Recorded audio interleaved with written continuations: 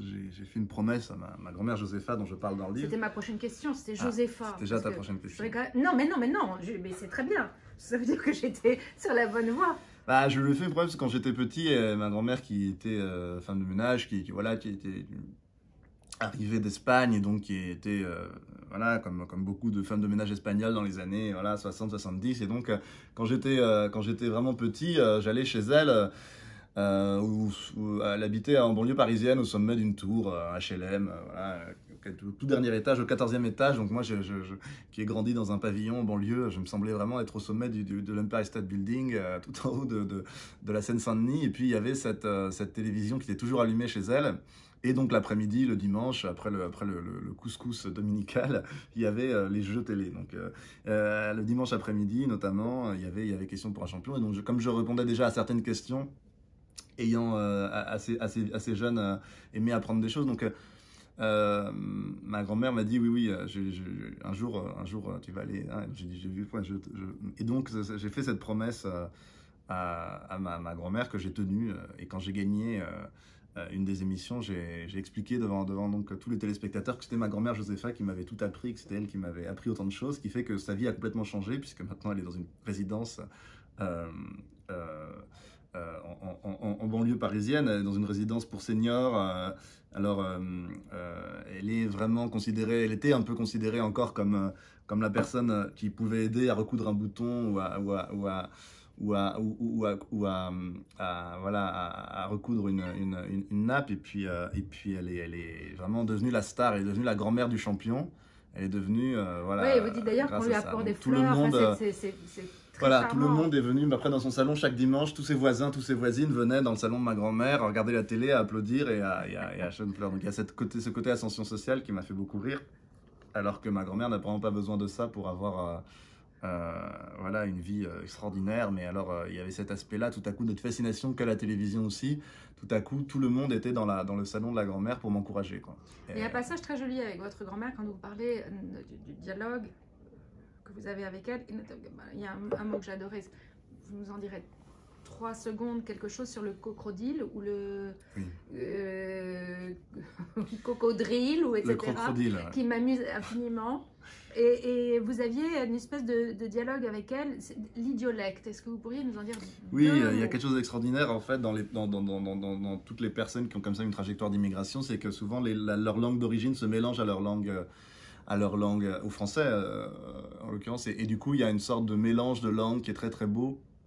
Ce qu'on appelle un idiolecte en linguistique, c'est une langue qui n'est parlée que par une seule personne ou par un groupe très très réduit de personnes, contrairement à un sociolecte qui représente la langue d'un groupe social en entier. Et donc ma grand-mère a sa propre langue rien qu'à elle, ce qui est assez finalement fascinant et ce que cherche finalement tout écrivain et tout poète, c'est-à-dire d'avoir une langue, une écriture qui n'est rien qu'à elle. Et ma grand-mère a inventé sa propre langue. Alors elle ne parle, nous dans la famille on la comprend très mal, sa famille espagnole la comprend très mal, donc c'est un mélange de français, d'espagnol, d'arabe, de machin, toutes les influences, ouais. Donc il y a un mélange comme ça assez étonnant.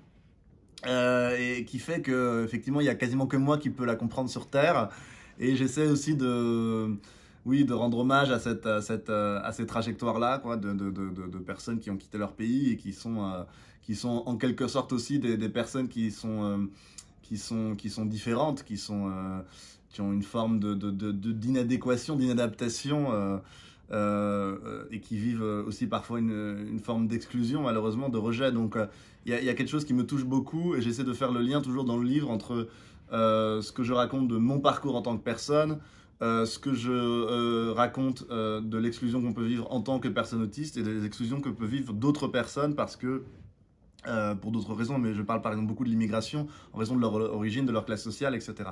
Donc il y a une forme aussi de réflexion sur bien sûr au-delà de questions pour un champion, puisque c'était un peu le point de départ et l'anecdote finalement que j'ai choisi de raconter. Il y avait vraiment une volonté de faire réfléchir sur la façon dont mon parcours à moi peut être exemplaire de la manière dont une société va choisir d'exclure, de détruire, de mettre à l'écart, de stigmatiser certaines parties du corps social, certaines personnes.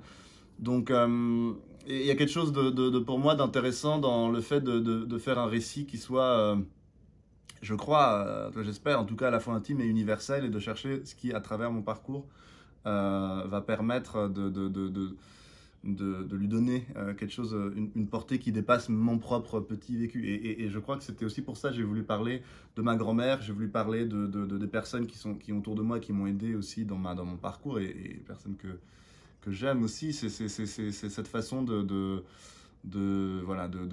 vivre joyeusement le stigmate, quoi, et d'arriver finalement à faire de ce qui pourrait être une faiblesse, une façon de fonctionner ou une langue qui n'est pas la bonne, etc. Et finalement d'en faire une force et d'en faire quelque chose qui est une force d'affirmation. Donc oui, il y a en tout cas beaucoup Le personnage de Josepha, hein, est un personnage assez important dans le livre, puisque c'est un peu l'origine de ce défi qui est Question pour un champion. Et l'idée de tenir une promesse qu'on a faite plus jeune, et donc il y a quelque chose de romanesque là-dedans, d'avoir une promesse qu'on essaie de tenir, de réaliser malgré tout, et comme si le personnage avait effectivement une quête. De même que les personnages des romans de chevalerie, voilà, une sorte de quête, le Graal qu'il faut aller chercher.